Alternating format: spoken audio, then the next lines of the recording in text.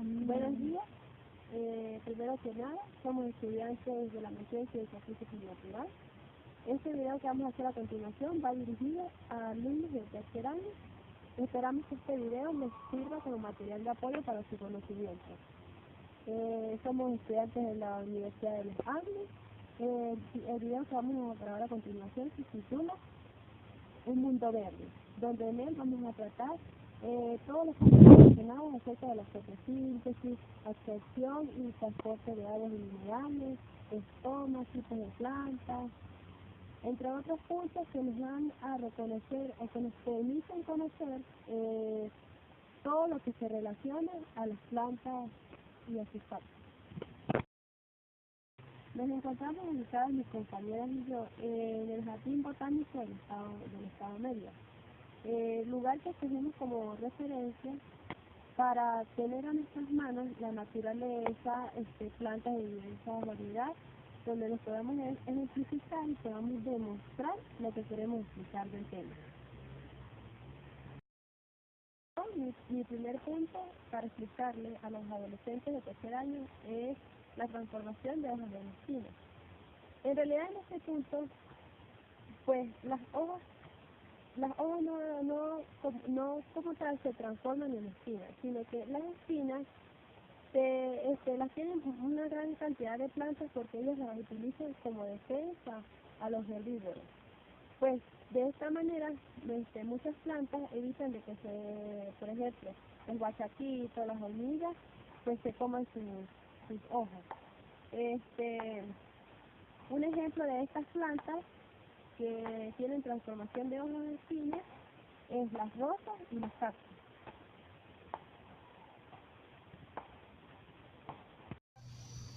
Para iniciar con toda la información sobre el tema que vamos a hablar en cuestión, tomando en cuenta de que la práctica se llama Un Mundo Verde, vamos a hablar de lo que se puede denominar luz. La luz físicamente se define como una dualidad onda-partícula, pero para efectos de un adecuado conocimiento de los muchos procesos que se dan en la vegetación, tenemos que tener en cuenta ciertos aspectos. Primero, de que la luz se propaga a través del espacio en forma de onda. Por eso se denomina una dualidad onda-partícula. Segundo, que es una forma de energía electromagnética. ¿Qué significa esto? Que a partir del viaje de la luz, de la propagación de la luz en forma de onda, eso es también una forma de energía. Por otra parte, la luz del sol, toda la luz que percibimos del sol o de un objeto artificial, sea una lámpara que es blanca, es percibida por el ojo humano de forma homogénea. ¿Qué significa? Nosotros la vemos, por así decirlo, pareja. Pero sin embargo, nosotros colocamos esa misma luz sobre un prisma y ella se va a descomponer en un sinnúmero de espectros de colores. Estos colores varían dependiendo de la longitud de onda que tiene. Por ejemplo, comienza en rojo, anaranjado, amarillo verdoso, verde, verde azulado, azul, índigo y violeta. Todas esas diferencias de colores que nosotros podemos verla en el círculo cromático, también nosotros las vemos en la naturaleza, gracias a ese proceso físico natural. La energía lumínica se transmite a través de partículas. Estas partículas que emiten esos colores se llaman fotones. Y estos fotones son percibidos en la naturaleza gracias a algo que se llama pigmentos. ¿Pero qué son pigmentos? Son compuestos químicos. Estos compuestos químicos los tienen específicamente los vegetales. Y estos vegetales, gracias a esta pigmentación, ellos presentan las diferentes tonalidades.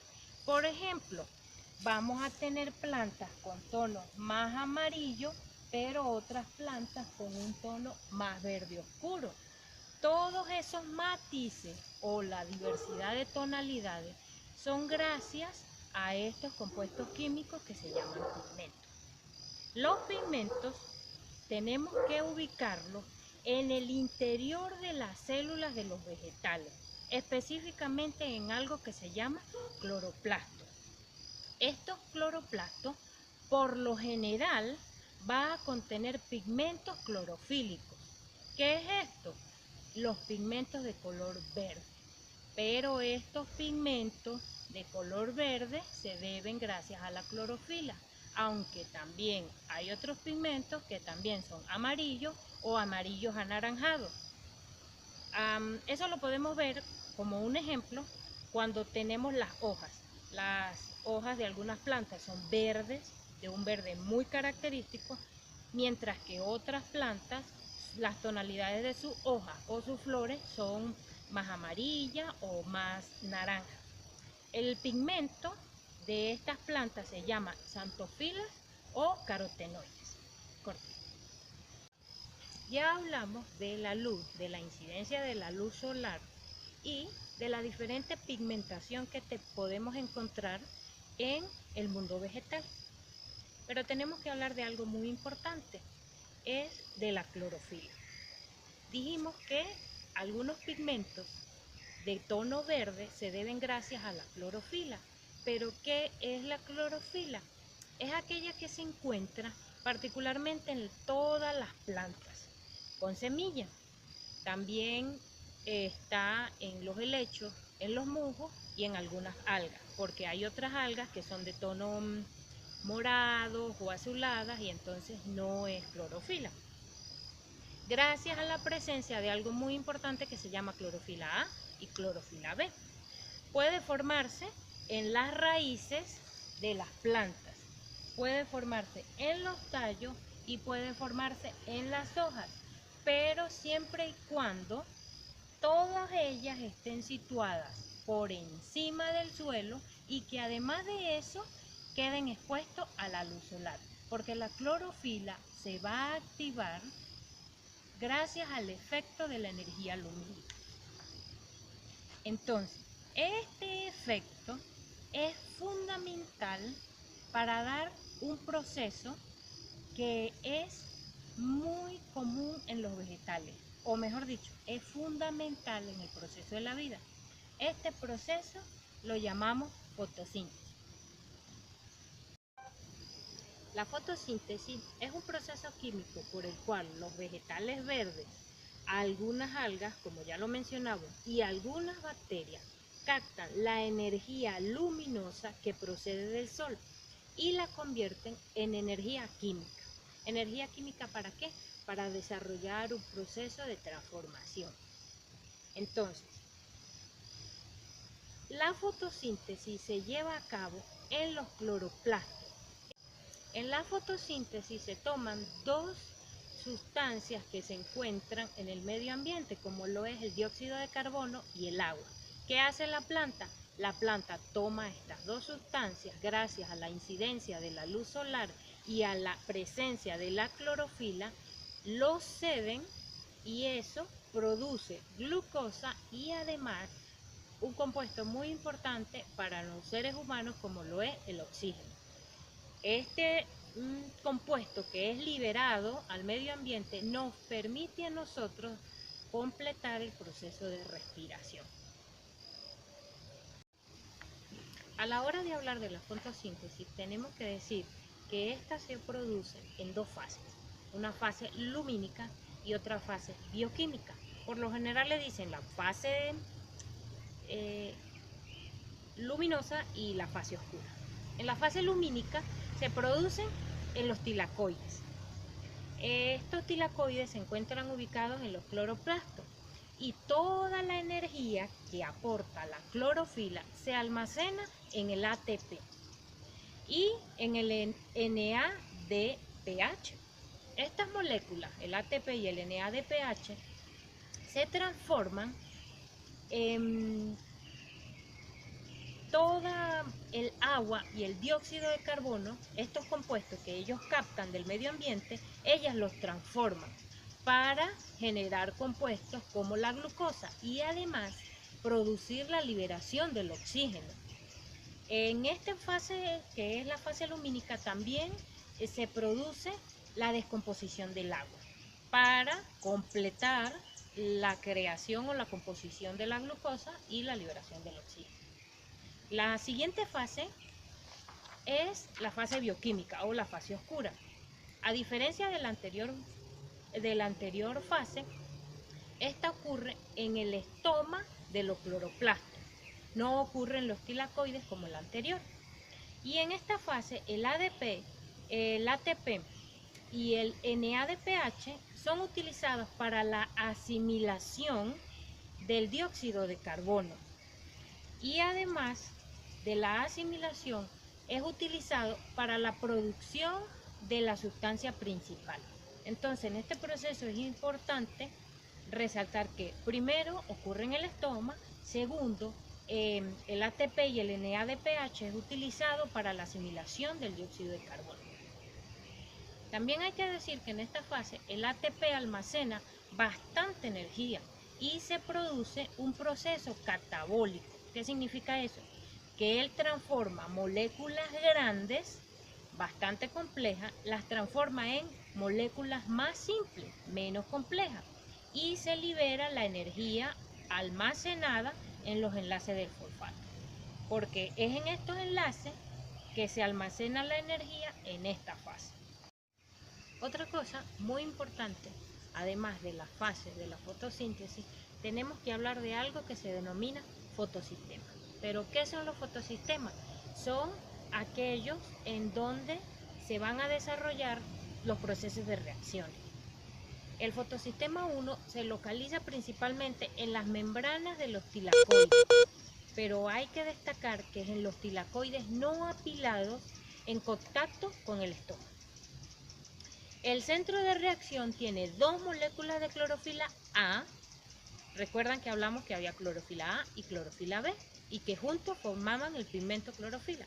Bueno, en el fotosistema 1 se utilizan, o en general en los fotosistemas utilizan el clorofila A, pero utilizan aquellos denominados P700. ¿Por qué P700? Porque absorbe la luz a una longitud de onda de 700 nm. Recuerdan que dijimos que la luz es una dualidad entre la onda y la partícula.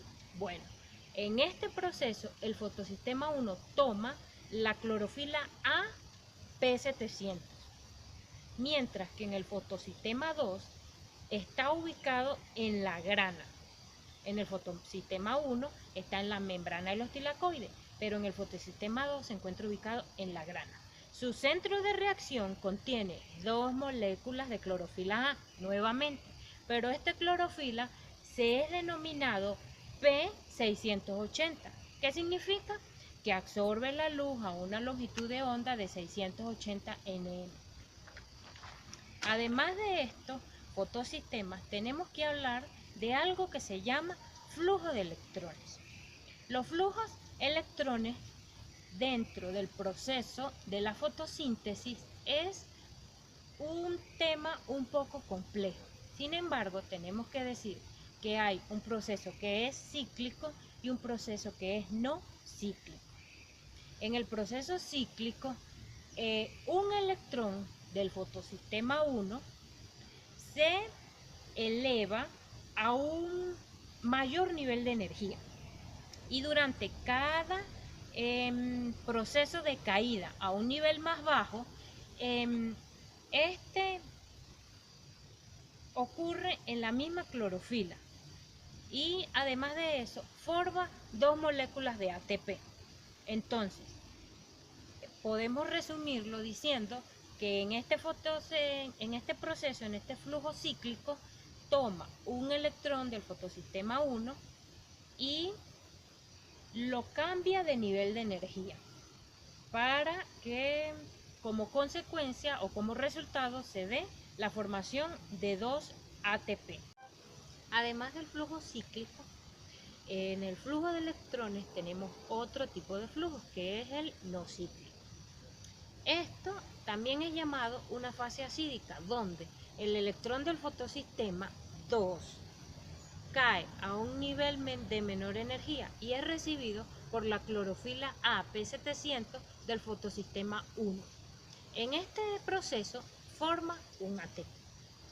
Esta clorofila, a su vez, y por la acción de la luz, es decir, por el efecto, la incidencia de la luz que capta la clorofila, eleva de nuevo este electrón que bajó a un sistema de menor nivel, lo eleva de nuevo a un sistema superior.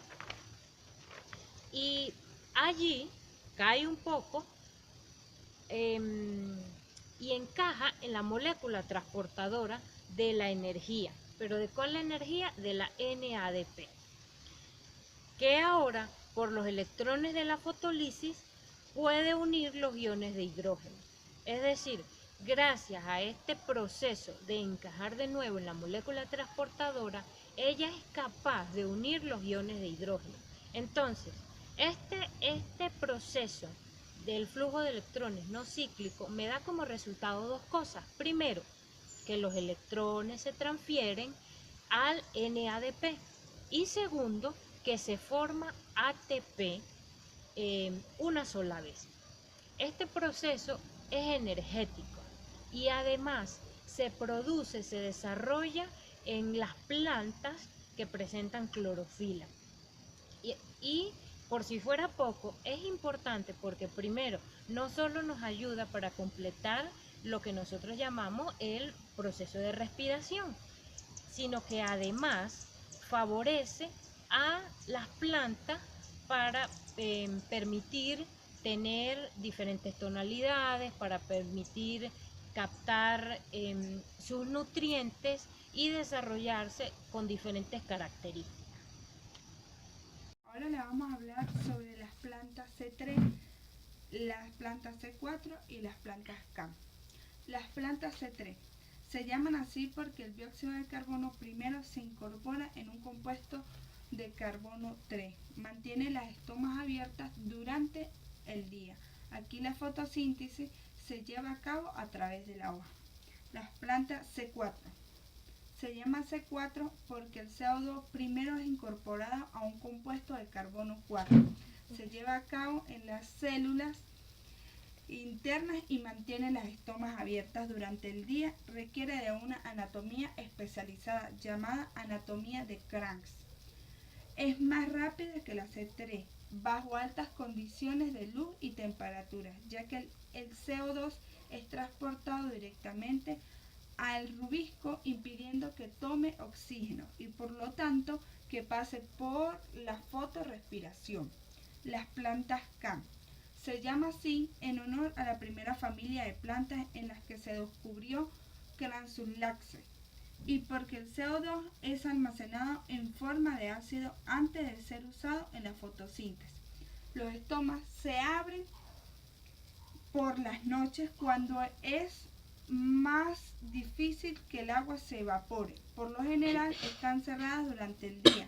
Es más difícil que el C3 ya que las estomas se abren durante la noche y si las condiciones son demasiado áridas pueden mantener las estomas cerradas durante el día y la noche del óxido que tendría que ser liberado en la fotosíntesis. Es usado para la respiración y el C2 que debería liberarse de la respiración es usado para la fotosíntesis. Seguiré hablando de las plantas CAM, C3 y C4. Muchas plantas suculentes utilizan el mecanismo fotosintético CAM, que prioriza la economía del agua tratando de no poner barreras a la economía del carbono. Al revés, que la mayoría de las plantas comunes el ciclo de carbono 3 o de carbono 4, que mantienen abiertos los estomas durante el día para permitir la entrada de gas dióxido de carbono con fines fotosintéticos. Las plantas que utilizan la vía CAM mantienen las estomas cerradas durante las horas de luz. Este proceso de vía CAM lo utilizan las plantas para suministrar la retención de agua porque la apertura de los estomas durante la noche permite que las plantas ahorren agua por disminución de las pérdidas a través de la transpiración, porque en el periodo nocturno las temperaturas son más frescas o inclusive muy frías. La humedad relativa durante la noche es más alta que durante el día.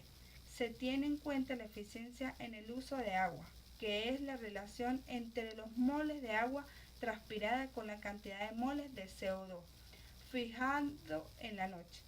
Esta eficiencia es superior a la de las plantas C3 y C4.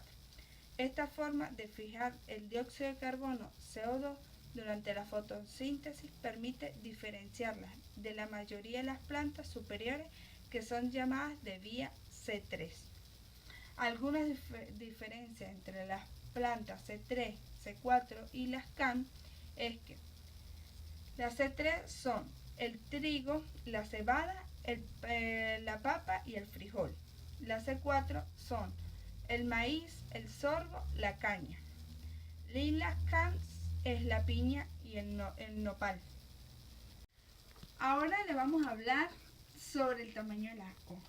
Las hojas es el órgano vegetativo y generalmente aplanado de las plantas vasculares, especializado principalmente para realizar la fotosíntesis. La morfología y la anatomía de los tallos y las hojas están estrechamente relacionadas y en conjunto ambos órganos constituyen el vástago de las plantas.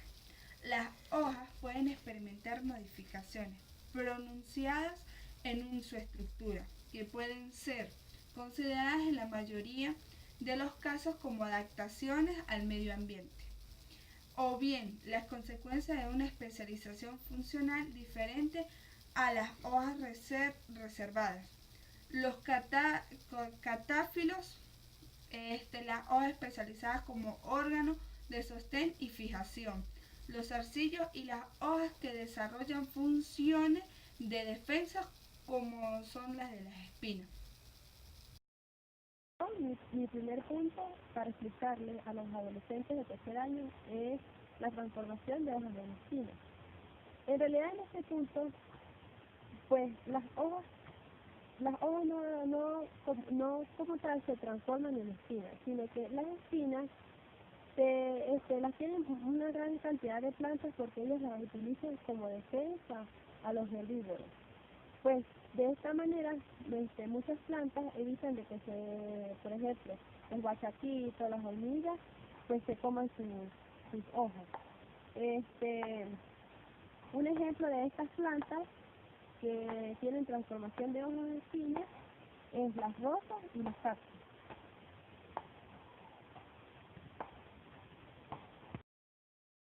Las hojas y tallos carnosos. Muchas plantas tienen este tipo de hojas y de tallos. Estas hojas son gruesas, que le permiten almacenar el agua a las plantas y la reserva de nutrientes. Los tallos también son gruesos.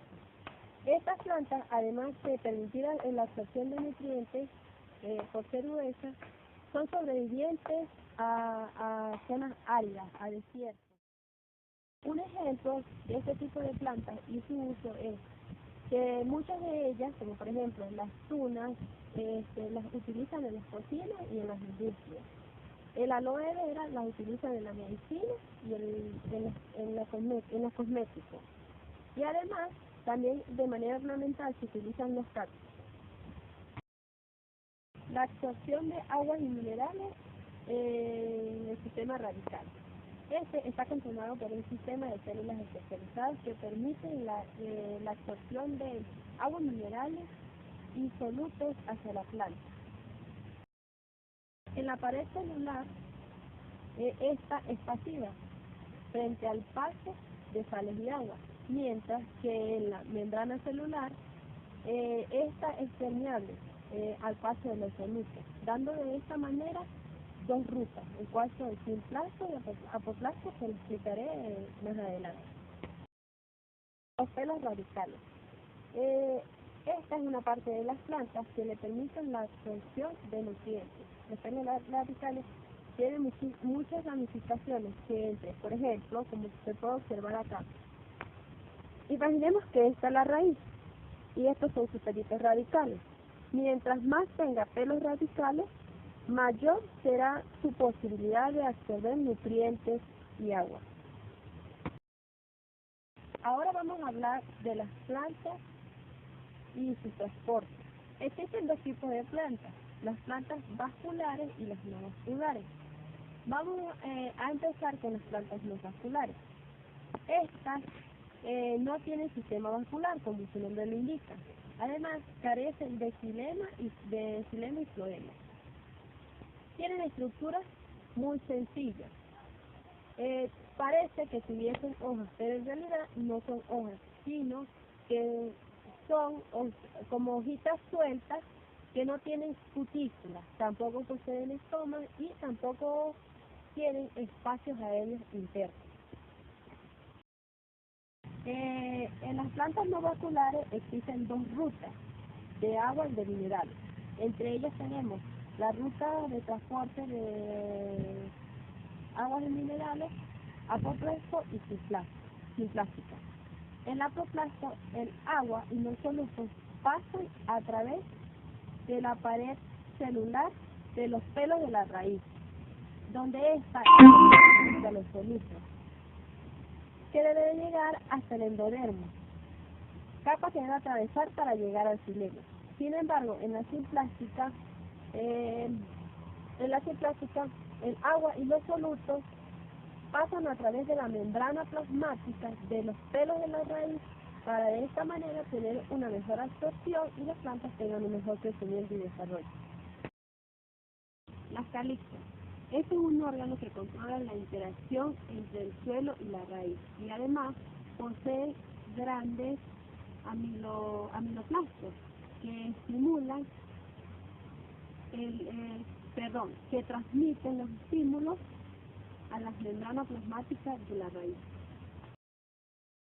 Los pelos radicales. Estas son extensiones muy largas de células epidérmicas de la raíz, el cual permite una mayor absorción de nutrientes y minerales para que la planta tenga un mejor desarrollo. Ahora bien, también tenemos las plantas vasculares. Estas son plantas vasculares porque tienen verdaderamente hojas, tallos y raíz, por donde permite la absorción completa de nutrientes y minerales. La raíz, además de sujetar la planta y de mantenerla firme, permite una mejor absorción de los nutrientes. Para dar cumplimiento a uno de los objetivos y la intencionalidad de la grabación del video, desarrollamos varios experimentos en el laboratorio y experimentos en casa. El experimento en casa constituyó tomar una planta de flor de cayena, la planta, tomamos una hoja y utilizamos vaselina, la aplicamos por la parte superior de la hoja y luego la cubrimos con una cartulina negra. Todo esto sin romper la hoja, sin que ella se desprenda de su tallo.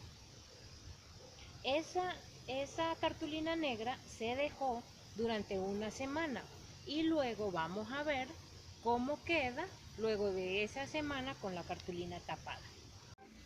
Para completar con el experimento a elaborarse en casa, vamos a recordar que tomamos una hoja de la mata de cayena, la cubrimos por la parte de arriba con vaselina y la tapamos con cartulina negra. Esperamos en este proceso una semana y luego cortamos la hoja sin sacarla de la cartulina negra. Ahora vamos a descubrir este proceso, porque la idea es observar qué le pasó a la hoja. Primero, tenemos que mencionar que la coloración es bastante clara. Y segundo, que se ubicaron ciertas pigmentaciones, por así decirlo, más amarillescas en la hoja. Luego, al final, en el proceso de conclusiones, le vamos a dar lo que significa haber conseguido la hoja de esta manera.